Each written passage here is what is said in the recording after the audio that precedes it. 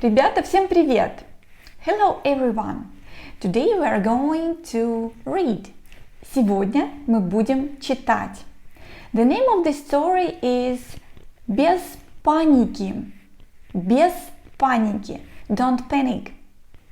By Сергей Лукьяненко. Let's start. Guys, you can watch this video with the Russian subtitles or with the English subtitles as well. So let's start reading. Давайте читать. Да, внучек, дедушка у тебя очень смелый. И когда он был маленьким, то никогда не плакал. Ну-ка, вытрем слезы и расскажем, кто тебя напугал? Лягушка? Большая? Прыгнула? Нет, лягушек не надо бояться. Вот, когда я был маленьким, то все чего-нибудь боялись. Даже дедушка немного боялся, но не плакал. Расскажу, конечно же, расскажу. Больше всего мы боялись друг друга. Например, что люди с черной и желтой кожей так размножатся, что прогонят всех людей с белой кожей. Смешно, правда? Какая разница, какого цвета у людей кожа? А люди с черной и желтой кожей боялись, что белые сбросят на них бомбу. Поэтому все боялись ядерной войны. Что такое ядерная война? Ну, когда-то были такие большие страшные бомбы, которые могли взорваться и убить сразу много-много человек. И все боялись, что люди друг друга взорвут. Нет, теперь их бояться не надо. Ядерных бомб больше нет. Ужасно боялись машин. Мы делали машины все сложнее и сложнее. Они становились умными, почти как люди. И мы боялись, что машины не захотят людям подчиняться и начнут против них воевать. По-всякому, и бомбами, и просто так манипуляторами бить по голове. Некоторые даже боялись, что машины станут людей использовать вместо батареек. Вот какие мы были глупые. Еще мы боялись, что разрушится озоновый слой. Озоновый слой? Как бы тебе объяснить? Ну, это вроде такой дымки высоко-высоко, которая защищала от вредных солнечных лучей. Когда-то люди понастроили много заводов и автомобилей, которые портили воздух. От этого озоновый слой разрушался. Солнышко сильно жгло. И люди начинали болеть. А ядерные бомбы могли весь озон разрушить сразу.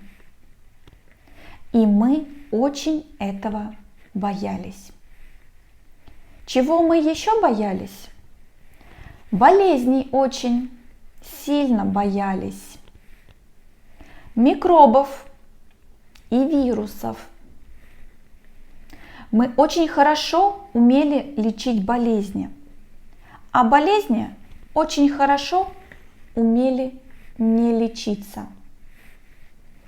И каждый год появлялась новая болезнь, еще страшнее прежней. Мы сразу начинали ее лечить, но всякий раз боялись, что не получится. Мы боялись голода. Вдруг и черные, и желтые, и белые люди размножатся и воевать не станут. зато им нечего станет есть, и все умрут от голода. Поэтому ученые люди занялись генетическими экспериментами, чтобы было много еды. Генетических экспериментов мы боялись очень сильно. Понимаешь, ученые люди придумали, как изменять животных и растений. Например, выращивать яблоки большие, как арбуз, или куриц размером с носорога. Это чтобы много было еды. Но боялись, конечно, не этого. Боялись, что ученые возьмут, к примеру, муху и скрестят ее со слоном. И получится маленький летающий слон или здоровенная муха. Или яблоко, которое может кусаться. Или нет, плакать не надо. Никто уже давно не делает таких экспериментов. А еще все боялись, что в Землю попадет астероид. Астероид – это такой огромный камень, который летит в небе, летит, а потом вдруг как упадет на Землю? Придавит? Ну, кого-то придавит. И все вокруг загорится. А еще моря выйдут из берегов и все затопят. А дымом солнышко закроет, и станет холодно, и все замерзнут. Хотя на самом деле мы еще боялись, что когда дымом покроет все небо, то это будет словно крышка на кастрюле. И на земле будет становиться все жарче и жарче. И тогда растают снега. И тоже все затопят. Ну вот, ты уже смеешься. Инопланетян мы тоже боялись. Мы боялись, что они прилетят на Землю с других звезд, увидят, какая у нас красивая планета, и захотят ее отобрать. А наших женщин заберут в полон, а мужчин отправят на рудники, а детей вообще съедят. Поэтому на всякий случай мы делали все больше и больше ядерных бомб, чтобы взорвать астероид, прогнать инопланетян и повоевать друг с другом. Глупые? Да, внучек, мы были очень глупые и всего боялись, но не плакали, слышишь? А еще мы боялись таких глупостей, что это просто смешно вспоминать. Мы, к примеру, боялись потерять работу. Нет, работать нам не нравилось, но работу потерять боялись. Боялись, что у нас что-нибудь украдут. Что именно? Ну, что-нибудь. Что соседи о нас плохо отзовутся. Да, не конец света, согласен. Но очень этого боялись. Хотели выглядеть самыми лучшими в мире. Очень боялись диктатуры.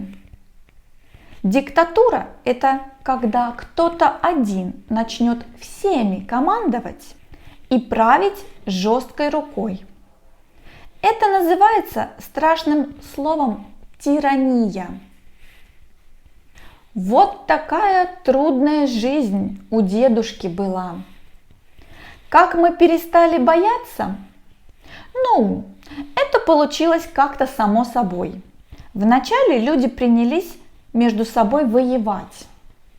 Иногда белые с желтыми, иногда черные с белыми. Чаще белые с белыми, черные с черными и желтые с желтыми, чтобы не обидно было. Поскольку воевать хотелось всем, а умирать не хотел никто, то люди построили много-много умных машин. И те стали воевать между собой. Потом они стали такие умные, что тоже не захотели умирать и начали воевать с людьми. Некоторые машины летали, некоторые ползали, и все они колотили людей манипуляторами и грозились, что сделают из нас батарейки. Тогда мы и сбросили на них атомные бомбы. Все машины от этого сразу перегорели. Зря мы их боялись на самом-то деле. Плохо только то, что озоновый слой от атомных бомб начал разрушаться. И солнышко стало очень больно жечь. От атомных бомб и солнечного излучения микробы и вирусы быстро мутировали. И появилось много новых страшных болезней. Но потом озонового слоя совсем не стало. И все вирусы и микробы очень быстро померли. Так что многие считают, что озоновый слой разрушился крайне удачно. Все люди, которые к тому времени остались, после этого стали не белыми, не желтыми и не черными, а такими, как сейчас, зелеными. И сразу перестали воевать из-за цвета кожи. Ну, разве что самую чуточку. Светло-зеленые с темно-зелеными. Голода мы уже не так боялись, потому что людей стало гораздо меньше. К тому же те ученые, которые еще остались, все-таки довели до конца свои генетические эксперименты. Еды от этого не прибавилось, потому что экспериментировать на животных ученым запретили. Зато люди стали меньше размером, и еды им требовалось немного. А солнышко, да, оно пригревало все сильнее. Земля стала гореть. Но тут, по счастью, прилетел астероид и упал в Тихий океан. Волны прокатились такие, что все пожары сразу погасли, а пепел поднялся в воздух и повис там, и вполне заменил озоновый слой. Жалко, конечно, что солнышко теперь совсем не видно, только пятно сквозь тучи светит. Зимы, конечно, с тех пор очень холодные, но поскольку по всей Земле после падения астероида стали извергаться вулканы, то мало-помалу все наладилось. Вот тут как раз и прилетели злые инопланетяне. Как оказалось, астероид на нас тоже они сбросили, чтобы напугать. Вначале инопланетяне стали хватать мужчин и заставлять работать в рудниках. Но оказалось, что ни один мужчина больше не может поднять лопату. Тогда злые инопланетяне принялись кусать маленьких детей. Но выяснилось, что с тех пор, как мы стали зелеными и маленькими, мы стали еще и ядовитыми. особенно дети. Тогда инопланетяне потребовали отдать им всех наших женщин. Мы, конечно, протестовали, но женщины сами собрались и всей толпой пошли к инопланетянам.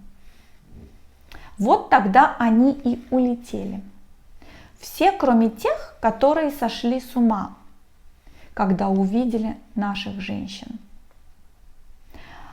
Не надо плакать. Ты же знаешь, мама выходит из пещеры только в темноте.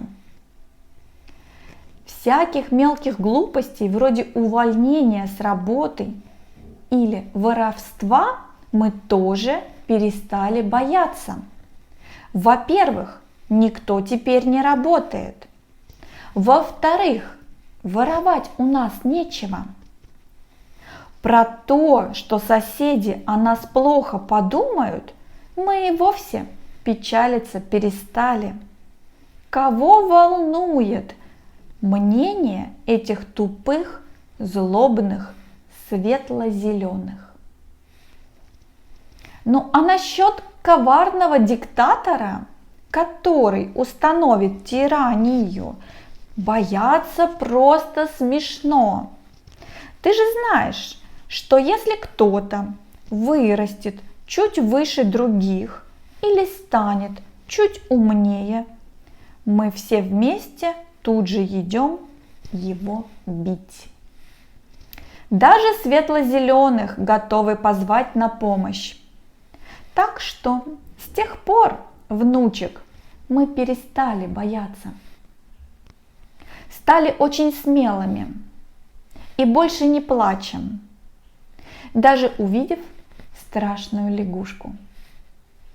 Вытри-ка слезы, а дедушка возьмет твое копье, и мы пойдем на нее охотиться. Ты, внучек, пойдешь впереди, потому что маленький и сильно ядовитый. Я сзади с копьем, а ночью мама приготовит лягушку для всего племени. Это все. That's it. So guys, thank you for watching this video. See you in next. Пока-пока.